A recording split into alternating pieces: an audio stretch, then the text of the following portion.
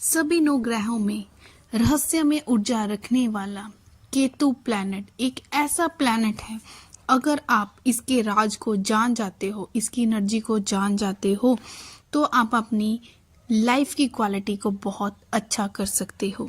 तो ये पूरा वीडियो देखिए। पूरे वीडियो में आपको क्या क्या मैं बताने वाली हूँ कि केतु की एनर्जी कैसे होती है, कैसे आप अपनी लाइफ में होने वाली एक्टिविटीज़ को देख के पता कर सकते हो कि किस तरह केतु की दशा आपकी लाइफ में चल रही है, अच्छी है या बुरी है, और केतु की क्या क्या जो बेसिक ट्रेट्स होते हैं वो क्या होते हैं। अगर आपको अपनी लाइफ में कुछ ऐसी हरकतें हो रही हैं, कुछ ऐसी बातें हो रही है जिससे आपको ये तो क्लियर हो गया कि केतु मेरा खराब चल रहा है, लेकिन उसकी बहुत ज़्यादा सिंपल सी रेमेडी एंड में डिस्कस होने वाली है, तो वीडियो को पूरा देखें।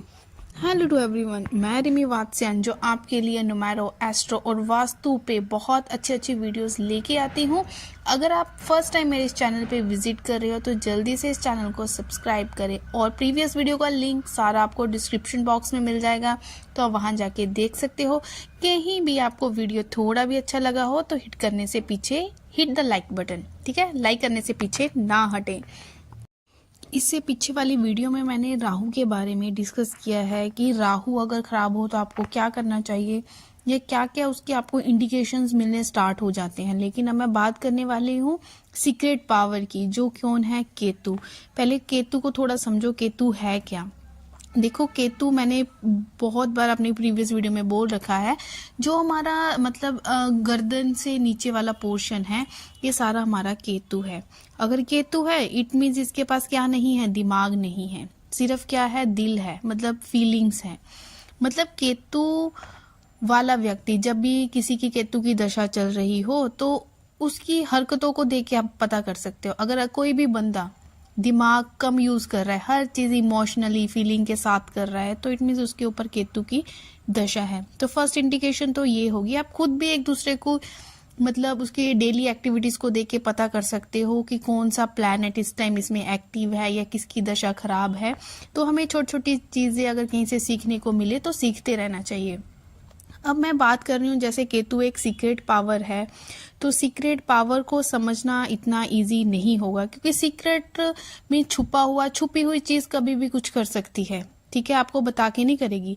जैसे बाकी प्लैनेट्स होते हैं, बाकी प्लैनेट्स चाहे अच्छे हैं चाहे बुरे हैं, तो इनकी इंडिकेशन हमें धीरे धीरे मिलनी स्टार्ट हो जाती है। तो ये एक इकलौता ऐसा प्लैनेट है जो जब भी आता है या जाता है, अच्छा होता है या बुरा होता है, वो इंस्टेंट ही होता है, सब कुछ इंस्टेंट करने वाला है ये केतु प्लैनेट। तो केतु को और आप कैसे कोरिलेट कर सकते हो। देखो, केतु को अगर आपने जोड़ना है तो अपने संस्कारों के साथ जोड़ो। जो भी इंसान जैसे बोलता है कि ये तो लगता है कि इसके पिछले जन्म की, जब भी हम कोरिलेट करते हैं पिछले जन्म के साथ, इट मीन्स हम केतु के साथ जोड़ रहे हैं। तो केतु क्या है, हमारे पिछले जन्म के संस्कार, चाहे वो अच्छे हैं चाहे बुरे हैं, और इस जन्म में किए गए कर्म, ये सारे क्या हैं, केतु के साथ इनको मैं आपको जोड़ा बताने वाली हूँ कि जैसे आप खुद का या किसी का भी कैसे पता कर सकते हो कि इस टाइम इस इंसान का केतु की जो दशा है वो इसमें खराब चल रही है, मतलब केतु इस पे अच्छी तरह मतलब ब्लेसिंग्स देने के लिए नहीं आया है।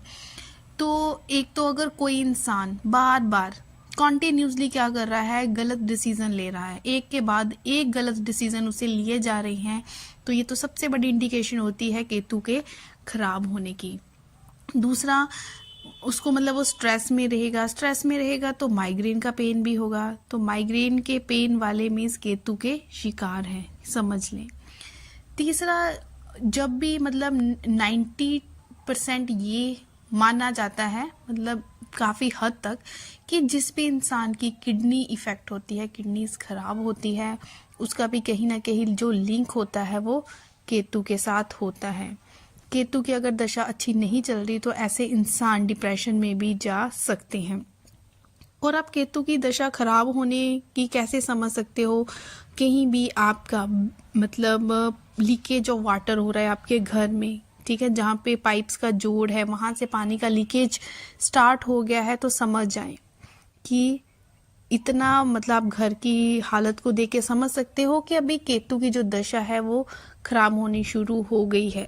तो क्योंकि केतु जो है वो एक जोड़ है, जैसे जिनको बॉडी में जोड़ों का पेन होता है तो उसको भी केतु के साथ जोड़ा जाता है। तो जब भी पाइप का एक जोड़ आता है, लिंक आता है, ठीक है, जहाँ से पाइप बेंड हुई होती है, अगर वहाँ से पानी का लीकेज स्टार्ट हो तो वो भी केतु को ही दर्शाता है। तो इतनी चीज़ें आप देख के समझ सकते हो कि किसी इंसान का केतु अच्छा है या बुरा।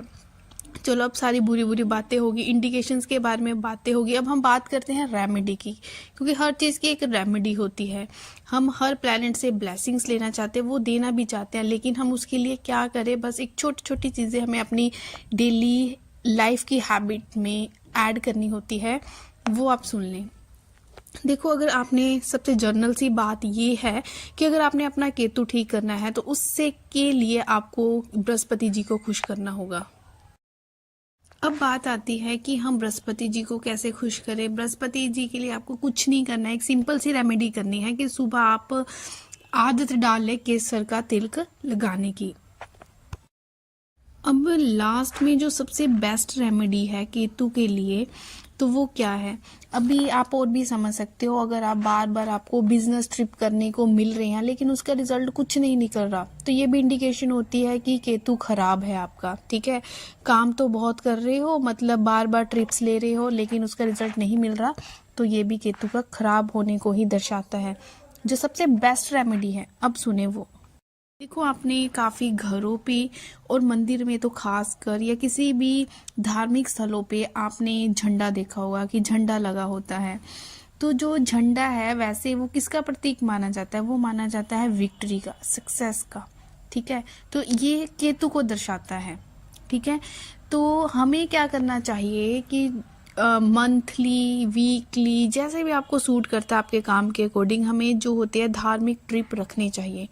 देखो, जब आप धार्मिक स्थलों पे जाते हो, जैसे ही आप धार्मिक स्थलों पे जाते हो, जैसे ही आप चौखट पे माथा टेकते हो, तो सबसे पहले आपको दिखाई देता है लहराता हुआ झंडा। जैसे ही आपकी दृष्टि झंडे पे पड़ती है तो कहीं ना कहीं ये केतु को खुश करता है। मीन्स केतु अगर आपकी राशि में कहीं भी खराब चल रहा हो तो ऐसी रेमेडीज करने से उसके बहुत ज़्यादा अच्छे रिजल्ट मिलते हैं, और ये काफ़ी लोगों को इसका मतलब फ़ायदा भी हुआ है।